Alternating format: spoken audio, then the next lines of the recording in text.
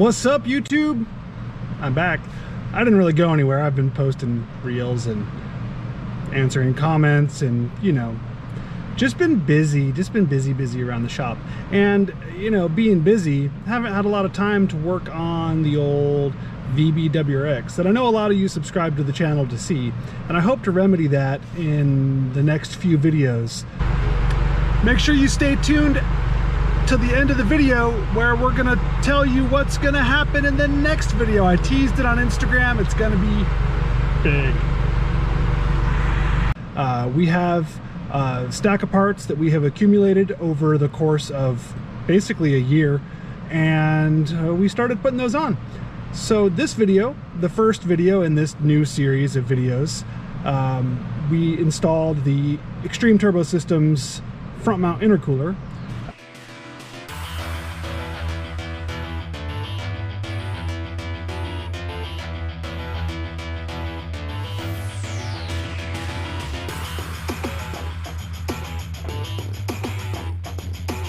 If you remember back to the old videos, the car currently has the ETS intake. It had the ETS top mount, which we now have replaced with this front mount. It has the Blouch 55, 56. I don't remember the numbers on the Blouch turbo. I'm gonna have to go look that up. There's a lot of stuff in the brain. That's not one of them. We have the bunch of cosmetic parts, APR carbon fiber all over the car. We have the Enkei NT03 Plus M wheels. I think they're the R version, whatever that means. Falcon is NSRT something. Autocross tires, sticky. Those are still on the car. Jason, the owner of the shop, PRE Racing here, he has been autocrossing this car and track daying this car with his kids. They've done a lot of abuse to it, and it's still kicking butt. Last time we had it on the dyno with this Blouch turbo, we were at about 370 horsepower, just shy, and about 395 foot-pounds of torque. So we're gonna see if this front mount helps those numbers. So long ago, you can see we're way outdated on firmware, so we're gonna go ahead and update the firmware on this bad boy. I'm gonna go ahead and start by doing what I do, and we're gonna open up Access Tuner Pro, and we're just gonna get going on this thing.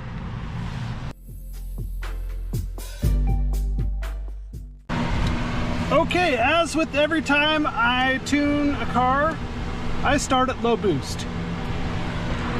I've had a few people ask me why I do that, and I've had other tuners that just jump in, or I've seen other tuners that just jump in and do first pulls at big hits.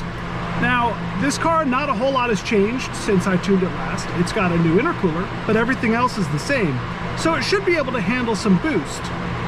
But that intercooler was just installed on the car. It's untested. Let's say there was a coupler that's not all the way tight, and that pops off.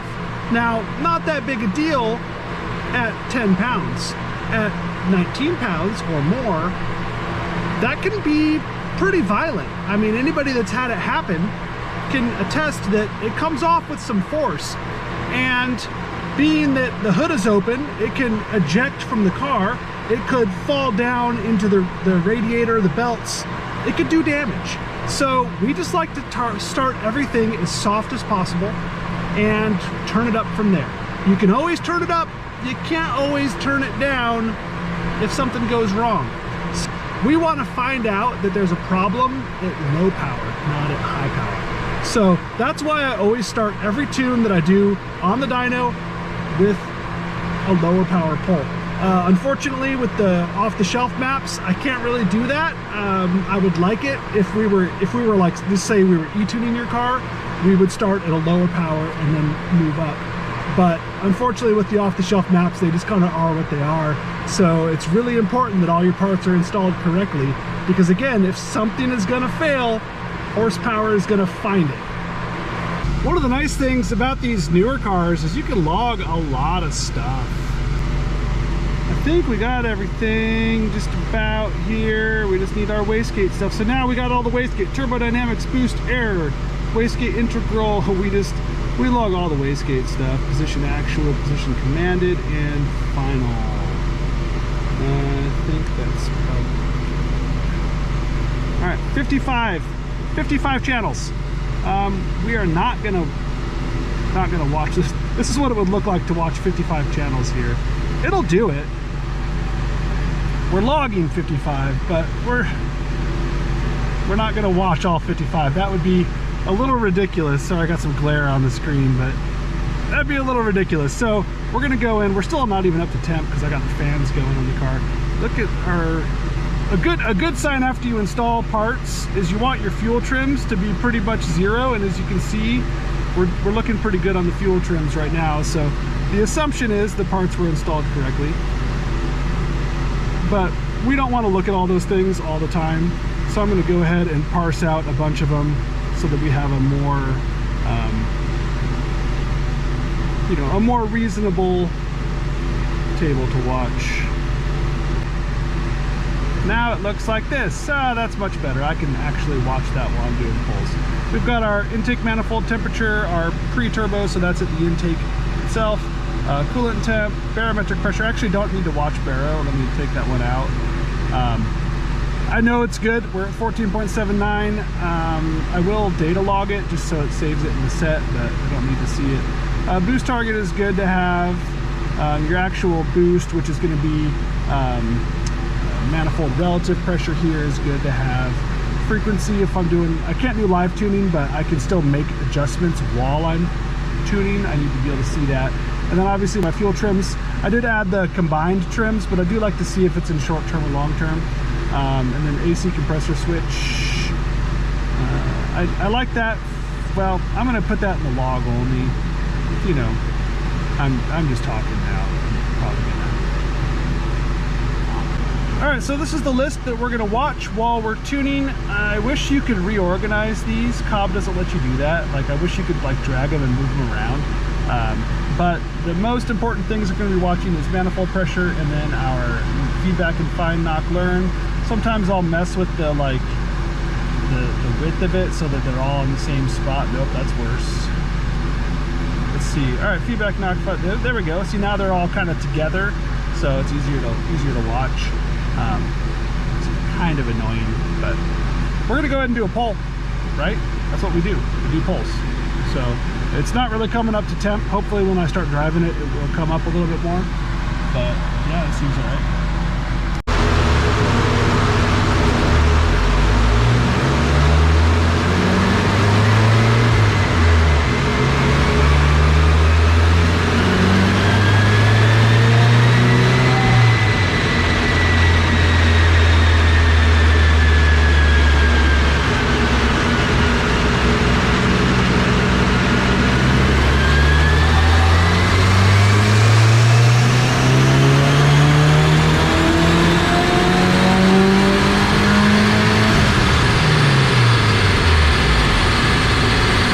Gotta do the obligatory like and subscribe, hit that bell so you can see when that part 2 of this video is uploaded.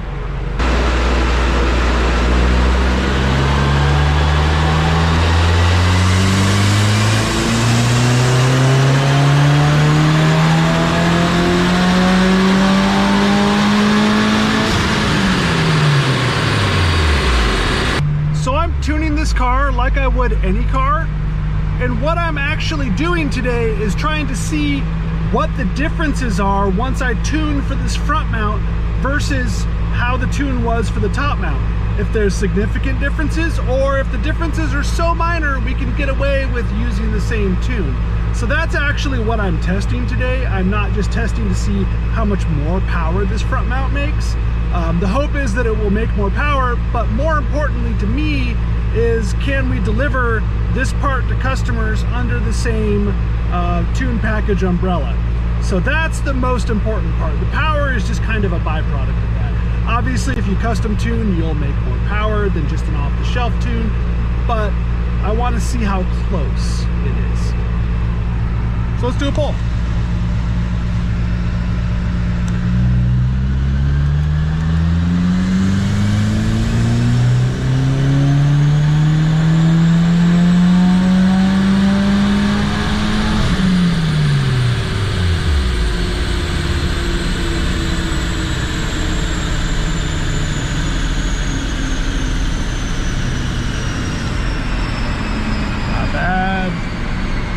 16 pounds. 16. That was my target. I haven't actually looked at the log.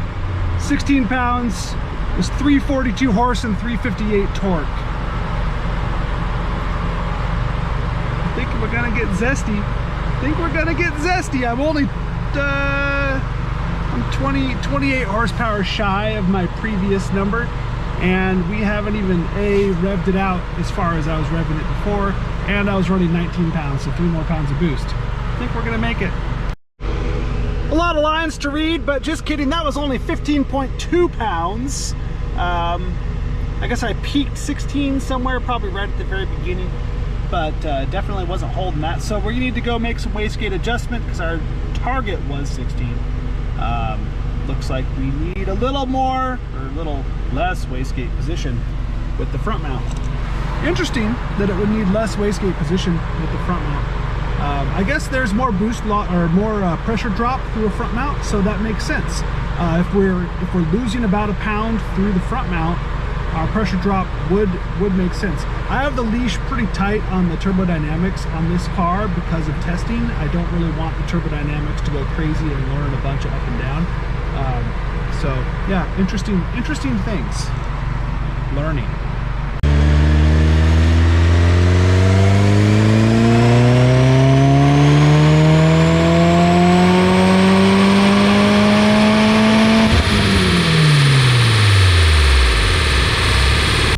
Well, got it all done. The numbers were interesting. The car is a little bit jumpy up top on the dyno rollers. I think it's these tires. It's been sitting for a minute. So they haven't really driven it since I want to say September. So the tires are kind of square, and these soft tires take a long time to go back to round. But we did see a gain of about 13 horsepower peak for peak, and torque. I'm at 411 foot-pounds. I was at 395. I actually kind of softened the torque down low in the RPM. I'll show you here. So down here I kind of softened the torque, but then you can see it just takes off. And then here's that little bit of jitteriness, but you can see we are still making gains, and we had quite a bit of gain through the mid-range there, especially right there around 4600. That's 22 horsepower there. So sorry, it's not focusing very well. But anyway, yeah, so 383 over 370 and 411 over 395. Not bad for just changing the intercooler. So it's definitely flowing better. Now it did take a significant, I would say more wastegate position, but it's technically less. The wastegate has to stay a lot more closed, almost a whole millimeter up top. So that's something to think about, that we're definitely, because it has a front mount, it does take a little bit more effort to make the same amount of boost. It cools that air down better and the air flows very efficiently, but that pressure drop is there. There was a very small, as you can see, difference in the spool up horsepower, and I don't know if that is just a day-to-day difference or if that's actually a slight loss. The peak boost hits at the same time, so that would be the transient response. Let me graph by time here. If I graph by time, you can see we're coming up at the same rate. So it didn't come up any slower graphed by time. So, you know, I mean, it's the same dyno, same tires, even though they're older now, same rollers, similar temperatures. So I think it's just what it is. Yeah, 383 horse on pump gas, 92 octane. This is not 93. This isn't any special octane boosters or E20, 40, any of that kind of blend. Pretty good numbers for just straight pump gas. So now for the next thing that we're going to do to this car. I promised I'd show you, so here, I'm going to show you.